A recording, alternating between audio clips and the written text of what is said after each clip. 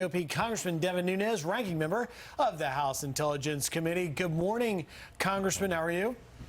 I'm doing well. This is my first time on Fox and Friends on the weekend where Ed Henry's not going to be the one interviewing me, but I hear he's doing well, and yes. I want to wish him and his sister the very best. What a great story. Thank you. He is doing great. We heard from him yesterday. He's eating English muffins with peanut butter and banana on it. So he will be interviewing you soon. But first, we must try and live up to the task and ask you first about the Mueller testimony being pushed back now. We understand possibly on the 24th. What can you tell us? Well, I think Mueller would be crazy to testify. I don't think it's wise for him to testify. But saying that, I want him to testify. I think there's a lot of questions that he needs to answer. So you already saw this week it got postponed, it was supposed to be Wednesday. Now it's kicked to a week from Wednesday. My guess is it could slip again or not happen at all. We'll see, but we'll be prepared now 10 days from now. Do you really think we're going to get any more information from him? Because Mueller's come out and said, many times, I've said all I have to say.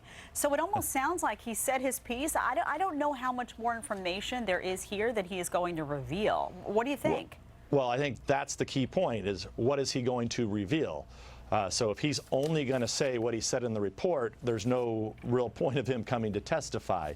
Now, there's plenty of underlying issues in that report that I would expect as an American taxpayer that just spent 35 to 40 million dollars producing what they call it the Mueller report. I call it the Mueller dossier. I think it's an embarrassment. It's an embarrassment that the public spent that much money. If you went to the House Republican report from the Intelligence Committee a year ago, it's a far better and far superior product. And there's so many unanswered questions that I think Mueller has a responsibility to answer. Representative Nunes, I want to switch gears a little bit. The president is up, yesterday at least, in tweeting about Andrew McCabe.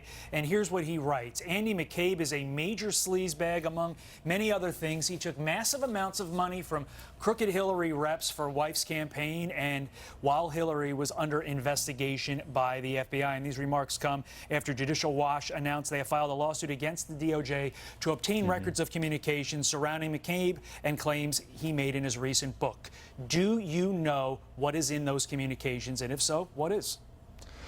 I don't know what's in those communications, but the House Intelligence Committee, we asked for those records, we subpoenaed for those records, and we never received those records. So, and then you had McCabe go and write a book. Okay, so we've also asked, well, wait a second, what about all the information when you were writing this book? What process did you go through to write this book? Look, this is a guy who tried to kick me out of a meeting, a Gang of Eight meeting during when this investigation was kicked off way back in May of 2017. So I think he's a bad dude. I think he obstructed a congressional investigation, our investigation, and just on that alone, he ought to be prosecuted for the things he did to ruin our investigation in the House of Representatives, not mention everything else he did. Congressman, here in New York, there are reports Southern District of New York prosecutors are unlikely to charge members of the Trump organization. What do you know about that? And is it indicative, perhaps, that some of the president's critics will give up their fight against him? Well, I don't know that they'll ever give up their fight. That's why it's come to the point. I mean, almost every time I come on the shows, when Ed's interviewing me, I mean, I do nothing but almost laugh. But it's so serious and so wrong, it's hard to do that. But this is just another example of they put more bait on the hook and they throw it out. And I'll tell you, when they're bringing Robert Mueller in, they're running out of bait. I mean, they don't have much left. So the conspiracy theorists who talked about collusion, they knew there was never any collusion. Robert Mueller knew the first day that he walked in the door there was no collusion. The lead investigator, Peter Strzok, who's got his own problems, knew there was no collusion. We know that from the text messages. So with all that said, what have we really been looking at? What did Mueller really do? And I want the American people to understand this was not an investigation into collusion or what was happening with the Russians. They weren't trying to figure out what the Russians had done. We already knew what the Russians did. This was nothing more and nothing less than an obstruction of justice trap. Okay? It was not an obstruction of justice investigation. It was a trap that they left open for the better part of 2 years to try to get the president to fire somebody to do something so that they could then move to impeachment. And it never happened because we got a real attorney general and a real grown-up who walked in the door and said, okay, where are the Russians? And, Mueller and his team hadn't seen any Russians except for the Democrats' Russians that they were working with to get the dirt on Trump. Representative Nunes, speaking of the origin of the investigation and what was the cause, the Christopher Steele saga persists and continues, and you now have former British ambassador to the U.S., Sir Kim Darroch. He vouched for his British spy, ex-Christopher Steele, who put together this unverified dossier on Trump, and he told officials he was absolutely legit. What do you think?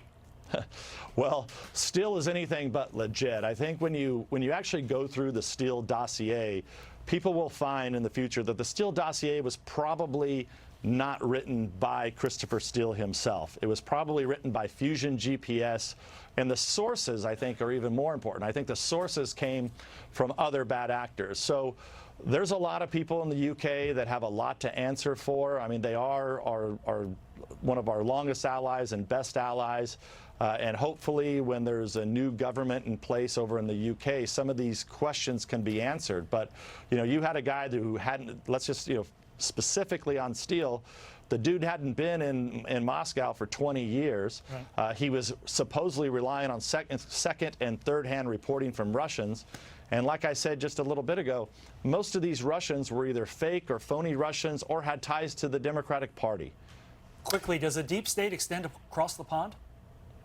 Well, I don't believe that there's a question mark between was it the British government actually involved in this, or were they private contractors, firms? Remember, Christopher Steele was a private contractor, and he was probably working with other private contractors like he was working with the Fusion GPS, which was the dirty operations arm for the Clinton campaign and the Democratic Party. So those are all questions that still need to be answered is, what did our British allies know and when did they know it? All right, Congressman, thank you for joining us. We will do our best to get Ed back on this couch to interview you next. Thank you.